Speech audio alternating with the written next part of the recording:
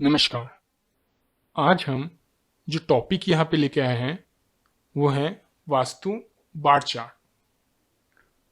Bar chart, okay. हम इसमें bar chart कैसे तैयार किया जाता है, कैसे बनाए बार चार्ट को सिंपल एंड इजी वे में, वो सीखेंगे। बार चार्ट आपका क्या काम में आता है वास्तु में, ज्योतिष में क्या काम में आता है वो हम जानेंगे। एक्चुअली एस्ट्रो वास्तु में बार चार्ट का क्या यूज है वो जानेंगे, है ना। उसको हम जानेंगे, किस तरीके से यूज किया जाए वो भी हम बताएंगे। और इस बार चार्ट के थ्रू पे आप किस तरह से प्रिडिक्शन दें वो भी हम बताएंगे। चलिए ठीक है, स्टेप बाय स्टेप हम इसको सीखेंगे। मैं इसको कोशिश कर रहा हूं कि इसको 2 पार्ट में बनाऊं। 2 इसलिए ताकि आपको सहूलियत हो। 2-3 भी हो सकता है अगर ज़रूरत पड़े तो, बट ये आपके सहूलियत के लिए इसलिए कि आपको दिक्कत ना पड़े, आप आसानी से इस बार चार्ट को बनाना सीख जाए, इसको समझ ले कि ये है बहुत छोटा सा टूल, बट इसको समझ ले बड़े आसानी से कि इसका इस्तेमाल आप कैसे कर सकते हैं, वो सारी चीज़ें इसको अच्छे से। मैं ये चाहता हूं कि ये 3 पार्ट देखते देखते, जब लास्ट पार्ट 3 पार्ट हो, 2 पार्ट हो, जब आप ये बार चार्ट का आखिरी पार्ट कंप्लीट कर लें, तब तक आपको एक नक्शा देख के अच्छे से प्रिडिक्शन करना आ जाए। आप सामने वाले को सिर्फ उसका नक्शा देख के ये बता सकें कि उसके घर में कहाँ क्या असंतुलन है, या उस असंतुलन के कारण उसके घर पे क्या क्या चीजें हो रही हैं। मैं ये चाहता हूं, ओके। तो बार चार्ट है हालांकि बहुत छोटा सा, उसका यूज वैसे बहुत आजकल सॉफ्टवेयर वगैरह आ गए हैं जिसके थ्रू लोग देख के बता देते हैं, बट मैं चाहता हूं इसको आप सीखें, खुद से करें, ओके। तो इसके लिए हम आगे बढ़ते हैं, ठीक है। पहले यूज ऑफ बार चार्ट का यूज जनरली घर के जो स्ट्रेंथ को नापने के लिए, किसी घर का जो बल होता है, जो ताकत होती है, जैसे ज्योतिष में जाएंगे तो ग्रहों का बल होता है, षड बल वगैरह देखा जाता है ना, उसी तरह घर का क्या स्ट्रेंथ है, घर में उपस्थित हमारे जो 45 देवता हैं उनके क्या स्ट्रेंथ है, घर में उपस्थित हमारे जो पंच महाभूत हैं उनकी क्या स्ट्रेंथ है, घर में हर एक दिशा का क्या बल है, दिशा बल क्या है, घर में आपके जो नवग्रह हैं उनके कितने बल हैं, ये सारे जो ये बल, जो स्ट्रेंथ जानने के लिए हम बार चार्ट का इस्तेमाल करते हैं। करेक्ट, इतना समझ में आ गया। इसके बेस पे आप स्टार्टिंग में रेमेडीज भी आप देख सकते हैं, यूज करके आप अपने घर में भी देख सकते हैं, है ना। तो इसको कैसे किया जाए, तो इसके लिए बड़ा सिंपल सा है कि आपके पास आपका एक नक्शा होना चाहिए, करेक्ट। और कुछ एक ब्लैंक पेपर होना चाहिए। ये मैंने बार चार्ट दिखा दिया है, बार चार्ट ऐसा बनेगा, बट एक ब्लैंक पेपर होना चाहिए, एक नक्शा होना चाहिए, एक ब्लैंक पेपर होना चाहिए जिस पे आप कैलकुलेशन करें, सारी चीज़ें करें। एक बार ग्राफ होना चाहिए, बार ग्राफ हो अच्छी बात है, जो आपके ग्राफ पेपर होते हैं वो, है ना। करेक्ट, चलिए ठीक है। स्टेप 1 पे आपको उस नक्शे का सेंटर पॉइंट निकालना है।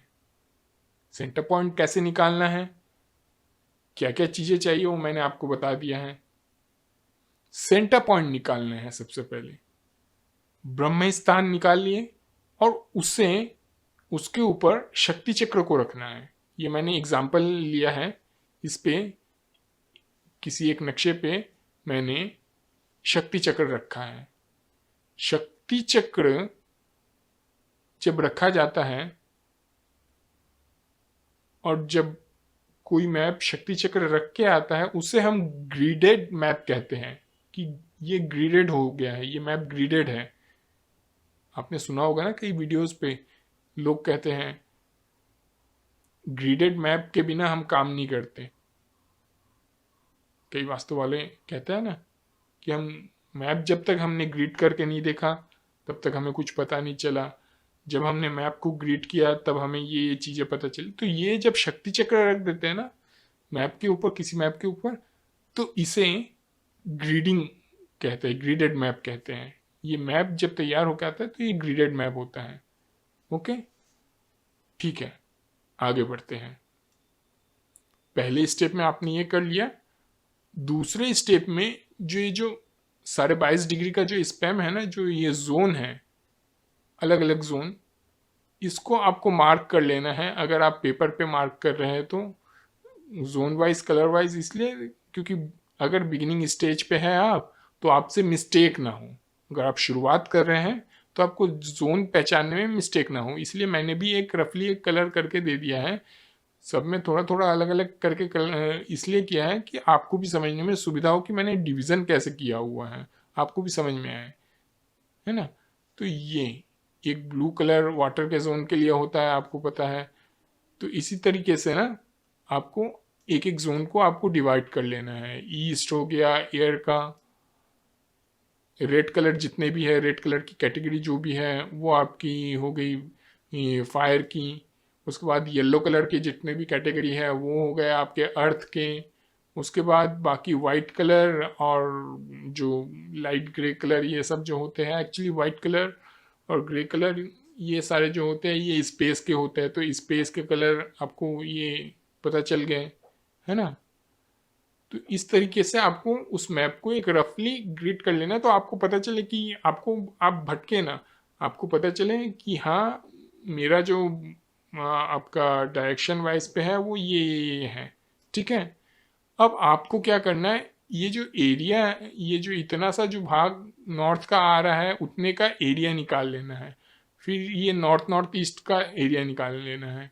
फिर ऐसे करके ना आपको बाकी जो सारे जो 16 दिशाएं हैं ना, उन 16 दिशाओं की आपको एरिया निकाल के आपको इस पे नोट कर देना है। करेक्ट, ये आपका बड़ा सिंपल है।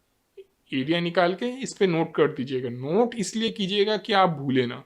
एक्चुअली में जो बार ग्राफ का जो ये बार जो बनता है ना, वो यही होता है, यही होता है, यही होता है पहले, है ना, यही होता है। ठीक है, आपने इतना काम कर लिया, मैक्सिमम आप समझ लीजिए कि आपका बार ग्राफ एक बन चुका है, यही है। अब ये आप एक साइड पे, एक पेपर पे आप नोट कर लीजिए, ब्लू कलर का water zone, air zone, fire zone, ये जो पंच तत्व है आप इसको नोट कर लीजिए। करेक्ट। अब नेक्स्ट स्टेप पे आपने इस एरिया का निकाल लिया, जोन का निकाल लिया। अब आपको इनके भी तो स्ट्रेंथ निकालने हैं ना, कि एयर कितना है, फायर कितना है, वाटर कितना है। तो ये सारे स्ट्रेंथ आपने नोट कर लेना है। इतना आपने कर लिया, समझ लीजिए कि आपका मैप ऑलमोस्ट बार ग्राफ जो है ऑलमोस्ट कंप्लीट है, ऑलमोस्ट कंप्लीट है। ठीक है, इतना आप कर लेंगे तो एक इस तरीके से आप जब ग्राफ पेपर पे बनाएंगे ना, ड्रॉ करेंगे, तो इस तरीके से ड्रॉ होके आपका आएगा जोन वाइज भी, है ना, और एलिमेंट वाइज भी। करेक्ट। अब आप ये सोच रहे होंगे कि ये जो लाइंस आ रही हैं, ये लाइंस जो सेंटर लाइन, अपर लाइन, लोअर लाइन, ये जो आ रही है, ये आपका ये कैसे आया, है ना। अभी के लिए तो फिलहाल आप इसी को ही कीजिए, इसको इसलिए कीजिए कि आप भूले ना, आपको इजी हो, सहूलियत हो। पहले में आप इसको कंप्लीट कर लीजिए, देन इतना आप कर लेंगे ना, उसके बाद का प्रोसेस में मैं पार्ट 2 पे क्लियर करूंगा। इतना ही बहुत ज़्यादा हो जाएगा क्योंकि इसमें थोड़ा सा कैलकुलेशन भी है, ग्रीडिंग भी है, एक प्रोसेस है ना, एक स्टेप बाय स्टेप प्रोसेस है। तो उसको हालांकि जब आप कंप्लीट सीख जाएंगे तो आपके लिए थोड़े से टाइम का ये रहेगा। आप नेक्स्ट वीडियो के बाद तो मेरे ख्याल से आप इसको देख के बहुत सारे प्रिडिक्शन आप कर पाएंगे, चाहे वो वास्तु के तौर पे हो, चाहे वो एस्ट्रो के तौर पे हो, आप आराम से कर लेंगे। वैसे मैं इसी में ही आपको थोड़ा सा एक एग्जांपल दे देता हूँ, ठीक है। ये मान लीजिए आपका एक बार ग्राफ है जिसपे आप ये देख के बता दीजिए कि उस व्यक्ति का ये वाटर एलिमेंट 33 है, ठीक है। 16 ये नॉर्थ ईस्ट का जो जोन है वो कम है, 16 है ना मेरे ख्याल से, सबसे कम है यही है, नहीं फायर है। फायर देखिए सबसे कम पे पहले मैं जाता हूँ, तो सबसे कम पे उस व्यक्ति के वहाँ आप देखेंगे कि साउथ कम है, और यहाँ पे आएंगे तो नॉर्थ ईस्ट आपका सेकंड नॉर्थ ईस्ट कम है, करेक्ट। तो आप उस व्यक्ति को सिंपल एस्ट्रोलॉजी के उसमें उसकी पत्री मंगाइए, आप देखिए, या उनके फैमिली मेंबर में किसी की भी पत्री आप देखेंगे तो उनके पत्री में ना, उनके नटल में, उनकी कुंडली में आपको मंगल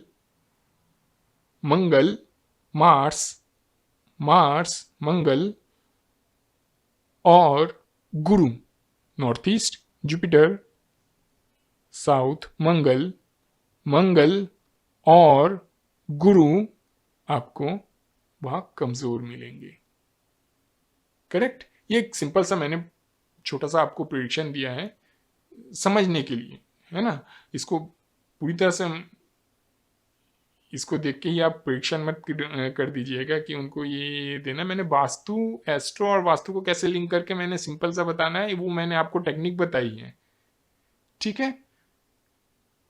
मंगल और आपका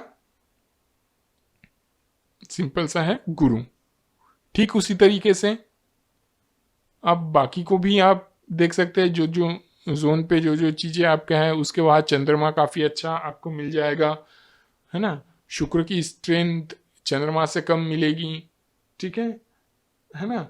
और उसके बाद आपको यहाँ पे भी दिख जाएंगे सारी चीज़ें। तो जो जो प्लैनेट के हिसाब से, ये तो एस्ट्रो वास्तु का हो गया। आप एक सिंपल सा, अब आप वास्तु में आएंगे तो सबसे बड़ा हुआ जोन कौन सा है, ईस्ट साउथ ईस्ट। तो वहाँ पे ना उनके घर में चर्निंग की जो प्रोसेस है वो बहुत ज़्यादा होती होगी, छोटी छोटी चीज़ों पे झगड़े बहुत ज़्यादा होते होंगे, करेक्ट, ठीक है। एक तो ये है छोटी छोटी चीज़ों पे झगड़े होते होंगे, छोटी छोटी चीज़ों पे, एक छोटा सा प्रिडिक्शन, छोटी छोटी चीज़ों पे झगड़े बहुत होते होंगे। दूसरा आपका मंगल साउथ कम है, साउथ अगर कम है, साउथ किसका जोन है, रिलैक्सेशन का जोन है। तो व्यक्ति उनके घर में ना रिलैक्सेशन नहीं होगी, रिलैक्सेशन की कमी होगी, रेस्टलेस होंगे। अब ये सीधा सीधा कह सकते हो उनके घर में रेस्टलेस होंगे। और क्योंकि गुरु भी कम है, नॉर्थ ईस्ट भी कटा हुआ है, कटा हुआ तो मैं नहीं कहूँगा, कम है ना, उसकी स्ट्रेंथ कम है, उसका बल कम है ना, देखिए उसका बल कम है, तो उसकी पावर क्योंकि कम है, तो उनके ऐसे व्यक्ति लोग ना बिना सोच समझे, मतलब दिमाग ज़्यादा लगाना नहीं है, दिमाग ही नहीं कहते हैं ना, इस टाइप का जो घुटने में दिमाग ऐसा कह देते हैं ना, तो उन लोग इस तरह से, या दिमाग पे पत्थर पड़ा है इस तरह से। तो ये जो चीज़ें हैं ना, ये इन लोगों के पास, इन लोग ज़्यादा, इनके पास दिमाग नहीं होता। हो सकता है ये बहुत ज़्यादा सोचे, बट इनके पास दिमाग नहीं है, ये आप समझ लीजिए। इस घर में रहने वालों के पास वो बहुत ज़्यादा नॉलेजेबल भी नहीं है, करेक्ट। अच्छा, नॉलेज का जोन ये है, तो इसका प्रिडिक्शन थोड़ा सा अलग हो जाएगा। हो सकता है नॉलेज बहुत पढ़े लिखे हों, बट क्योंकि गुरु खराब है तो क्या सेंस है, क्या मतलब है, नॉर्थ ईस्ट खराब है तो ध्यान नहीं लगा सकते ना, है ना, ठीक है। तो ऐसा ये छोटे छोटे देखिए, अभी आप कई सारे, कितने सारे आपने प्रिडिक्शन करना सीख लिया, कैसे, बड़े इजी तरीके से, है ना। नेक्स्ट वीडियो में जो ये बार ग्राफ के ये जो सेंटर पॉइंट है ना, सेंटर पॉइंट, ये जो लाइंस दिखते हैं, लाइंस ये इसलिए इम्पोर्टेंट है क्योंकि जब आप इनके ट्रीटमेंट करवाएंगे ना उनके घर में, जब आप ट्रीटमेंट करवाएंगे ना, तब इन लाइंस का आपको ध्यान रखना बहुत ज़रूरी रहेगा। करेक्ट? तो वो कैसे करेंगे, वो अगली वीडियो में करेंगे। ठीक है? उस वीडियो में हम ये लाइंस कैसे बनेंगे बड़े इजी फॉर्म पे, इवन बार चार्ट और 5 एलिमेंट का भी कैसे करके हम ये लाइन निकाले, ये सारी चीज़ें एक का आप बनाना सीख जाएंगे ना, तो आप बाकी सभी का भी आप आराम से बना लेंगे। करेक्ट? तो वो चीज़ें हम आपको बताएंगे। ठीक है? तब तक के लिए नमस्कार।